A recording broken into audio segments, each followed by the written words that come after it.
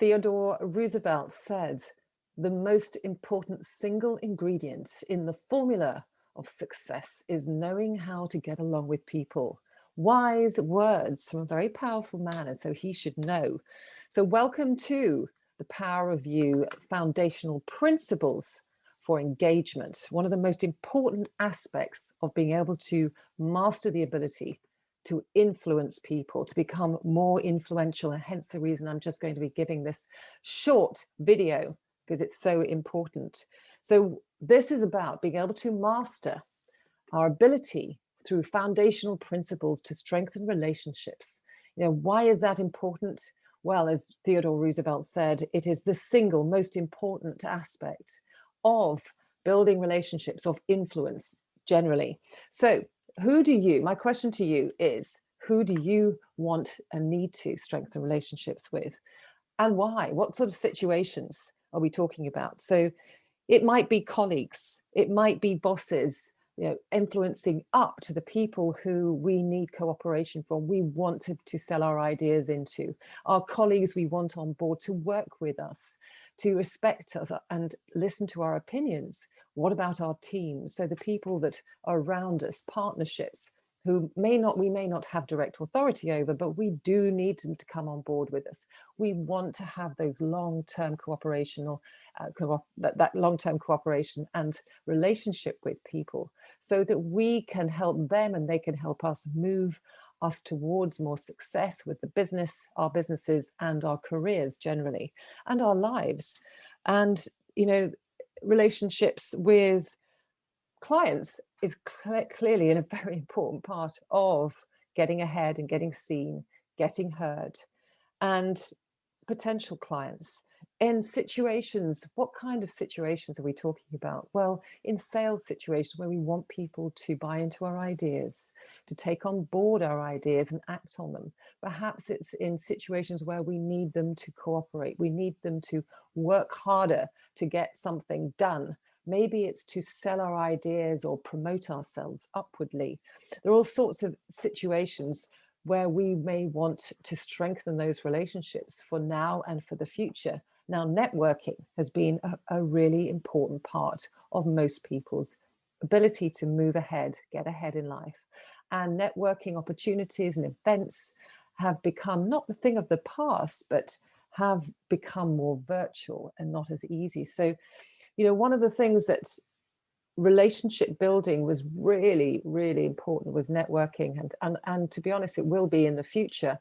But for now, we've got to look at some of the challenges perhaps that we're facing more than ever with this virtual world of how do we strengthen relationships through our screens, through the telephone, through the written word, where we can't necessarily shake hands with people, connect with them at an emotional level, to get insights and just read their body language and eyeball them. You know, those relationships that we build over the water cooler, the coffee machine, bumping into people at networking events or any other events or situations, maybe on the train, maybe over lunch. You know, those are things that perhaps are more of a challenge right now, but equally as important as they've ever been. So what we're going to look at is some principles that can work for any environment, that if we use them are going to actually become fundamental to becoming more influential. So it's all about communication. We've looked at a framework of storytelling, of how we can take people on a journey with us, to have a compelling message that we want to get across, to get their attention, and then to sell our ideas. We've looked at fundamentals for impact, how we can talk with passion and power and impact using our tonality, our eye contact, body language, you know, how we can connect with people at the level of impact in what we say and how we say it. So we're going to look at today is some foundational principles of getting people to our way of thinking, to buy into us as people, and to build what is clearly needed in any engagement is trust. Okay, so I've used this acronym relationship to help us remind us to what we're talking about here. So some of the principles, and there are many more, no doubt. So let's take a look at the first principle. Now, this is as much about attitude, by the way, as it is about skills. And we're going to look at that as well. So number one are relevance and results. What do I mean by that? Well, relate is about relevance and relationship to them and their needs. You're the person that we want to influence or we want to build a relationship with.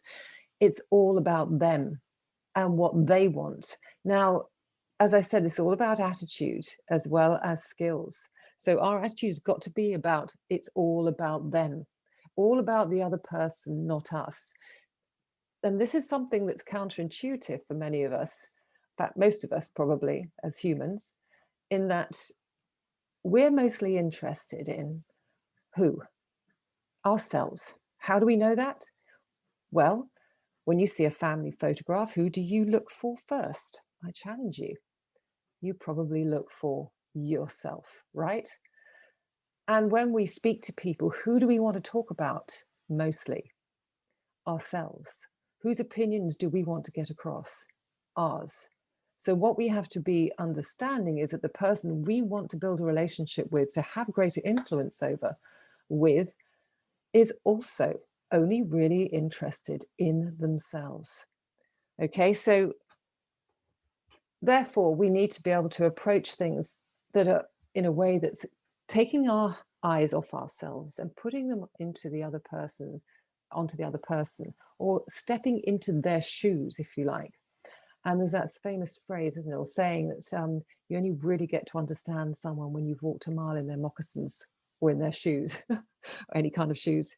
So relate to them.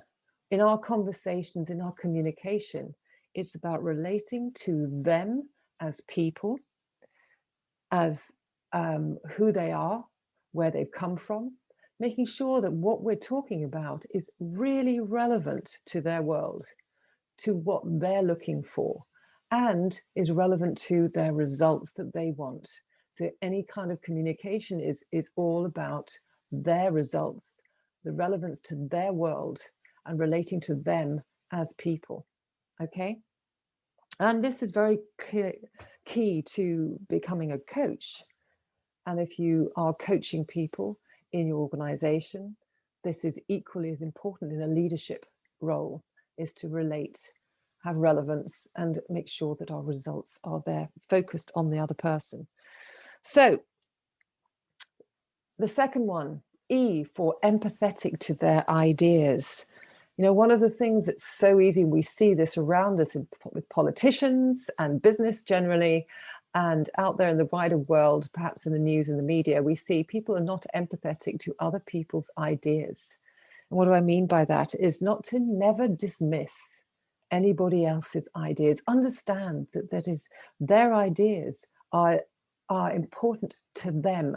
And if we want to build a relationship and strengthen that and build trust, we need to really understand what their ideas are and respect them. You know, be empathetic to them, maybe listen to them harder, acknowledge them, let them realize that you've heard them, understood them.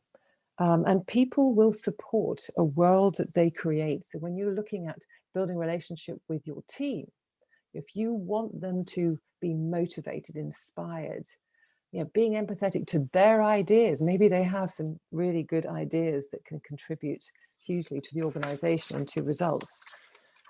So the third, listen to understand this. It's all relating to being relevant and relating to other people, to being empathetic to their ideas. What do I mean by listen to understand? So often we listen to respond. What we're talking about here is to listen to truly understand. This is an attitude. And what do I mean by that? Well, listen to understand is there are 5 levels of listening, which you've probably heard of. One is that you ignore the other person. The other, which will never happen, of course, because you're in the business of people, The second level of listening is pretending. You know, when you've had something else on your mind, you're really not that interested. The other person's sounding rather monotonous and is not very interesting.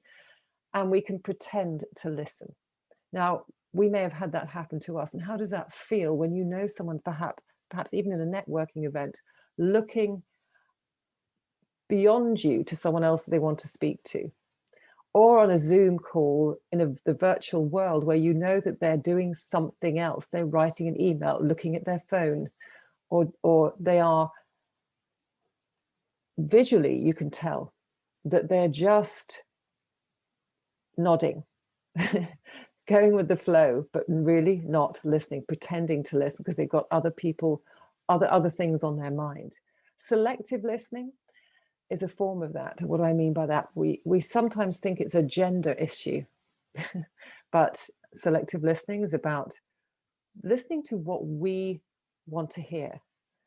Being careful, the danger is that we listen to the things that we resonate with, the things that match our filter of the world and our opinions, and then we can agree with them. And we miss out on the things that are really perhaps important to the other person, but we're just not listening to because it doesn't meet our filter. You may have been into a meeting with another colleague where you've had come out, and I've done this, and realized that we've been in two completely different meetings because our notes are very different. So what's the fourth level of listening is active listening. That's listening to every word, being very attentive, actively listening, blocking out other things, but listening to every word, making sure that we have heard what they've said. Now, the fifth level is where we truly make sure and we let people know that we have heard, is through empathetic listening. And what do we mean by that? Empathetic listening is listening not just to the words that people say, but the meaning behind the words. What's written between the lines? What's the feeling? What is this insights that we get from someone? When they say something, what do they really mean by that? And one way of letting someone know that they have truly been heard is to sometimes summarize what they've said to you. So, in other words, reflecting back to them. So what you've told me is this, John. And then summarizing in just a few words what you think they have said, and what they have meant. And you'd be amazed when they'd hear the words being said back to them. They really feel heard. The other person really feels heard. It's just not just a technique, but I think it's vitally important in our ability to build relationships. So people know that we've not only listened to them, but we've really heard them. Okay, so what we want to be able to get to is this fifth level of empathetic listening. Okay, going back to listen to understand, crucial. Ask good questions. Now, one way of being able to really get other people to talk so that we can listen, talk about themselves, is ask good questions. In fact, I'd go so far as to say great questions. What do I mean by that?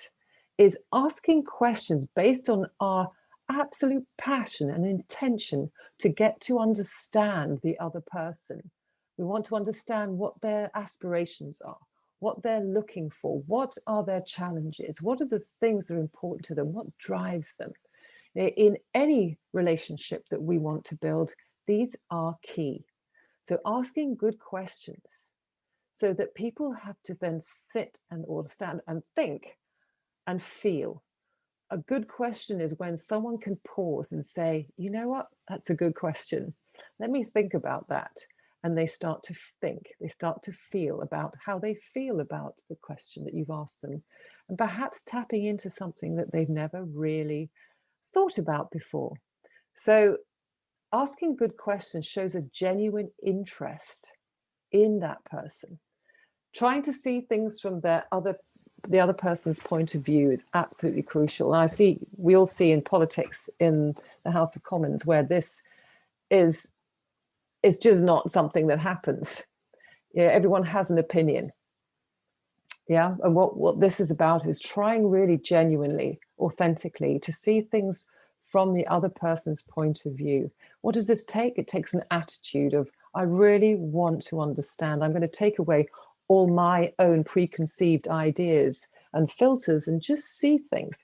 How would it be for them? Why are they saying what they're saying? I can understand that. Then we can truly build a relationship based on mutual trust and respect. The next is important. Make them feel important. Make the other person feel important. Now, how do we do that? Well, all the above and all the next principles are all about making that person feel important. Because when someone feels important, they feel that they want to share things with you, that they trust you, they respect you, that they feel as though that you have got their interests at heart, their interests at heart. So making that person feel important by relating to them personally, by making everything we say relevant to them, communicating the results that they want, being empathetic to their ideas, listening, truly in listening at a level of empathy. Asking those good questions to show genuine interest and really trying to see things from their point of view makes someone feel important. The next one is optimize people's strengths with encouragement. What do I mean? This is a really good coaching principle for other people. So when you see a strength in other people, you want to be able to highlight it, spotlight it, and then encourage people to build on it. You know, if you see a team member or a partner or a client, you see something in them that is a strength, tell them. We've done this previously. Say what you see. Leave nothing important unsaid when you see something in them as a strength. Because 9 times out of 10, people kind of know they have. But if you can tell them you see it, it boosts their confidence, is their ability to get out there and do something that gives them courage to maybe go and do something they wouldn't otherwise do, and it inspires them. And that's relevant to a client as much as it is to a team member in your organization. Now, the next principle is their name. Use it.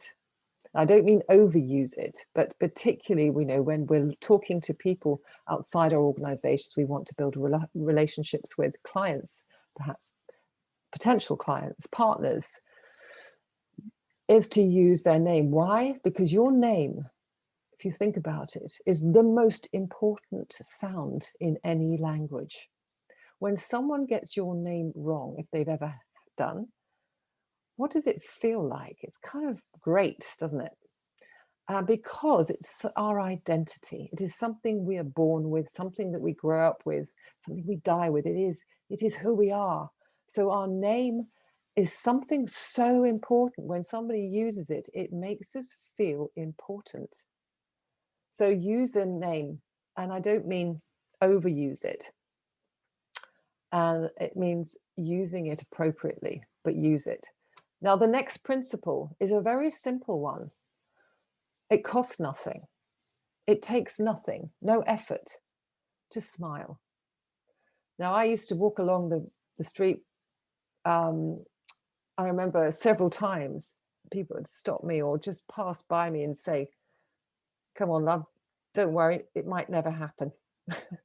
I used to go around looking like a bulldog chewing a bee.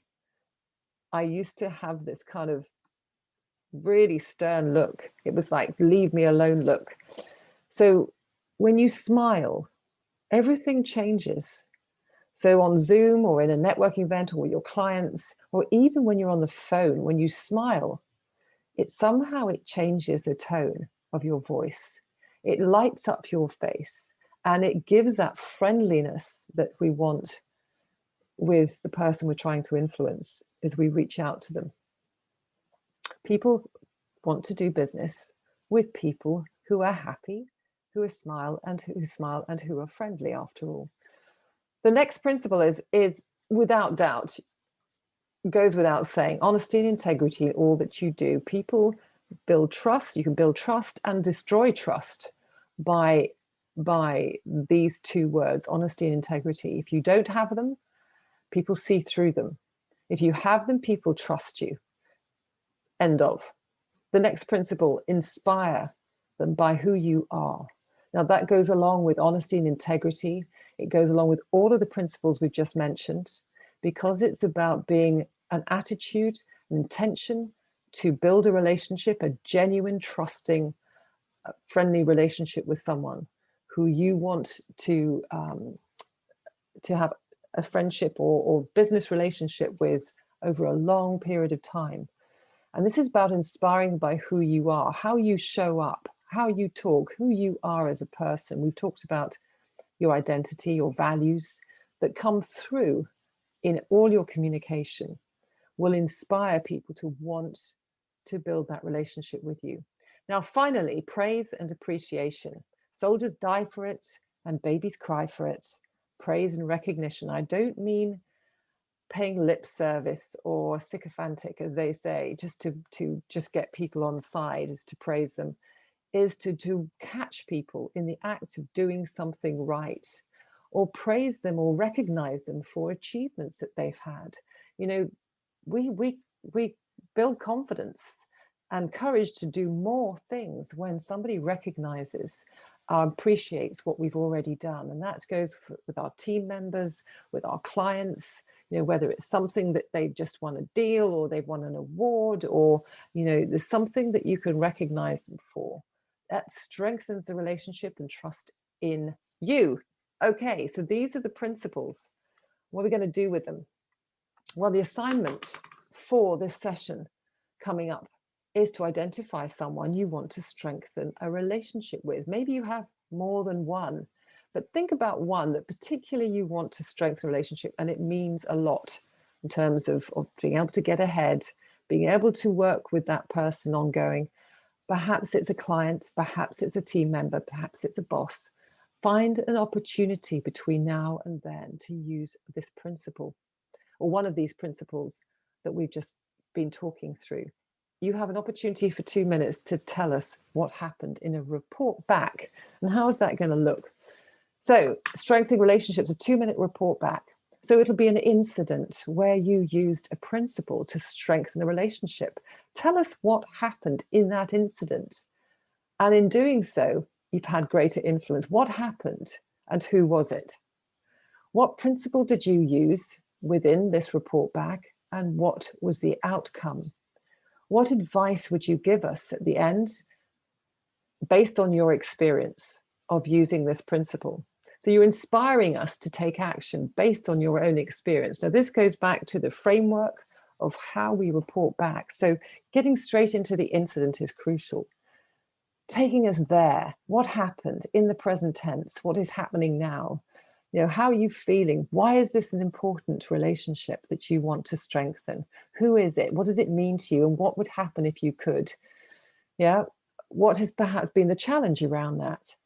What principle did you use when you did use that principle? Was it conscious? Was it unconscious? What happened? What was the impact when you did use that principle? Maybe it was about smiling. You consciously smiled when you perhaps wouldn't normally. What was the outcome? What response did you get? And what advice would you give us? So this call to action is, as we say it, the last 10 seconds of this report back will be, so my recommendation to you is that when you smile, you will have and build greater relationships with the person that you need to strengthen and influence relationships with and influence. So whatever that advice is at the end, it's about based on your experience, based on the principle that you've used. And if we do take on that advice, this is what we can expect. All right, so 10 seconds, it's a kind of magic formula. If you do, this is my recommendation to you is this, and if you do use this, this is the result that you are likely to get.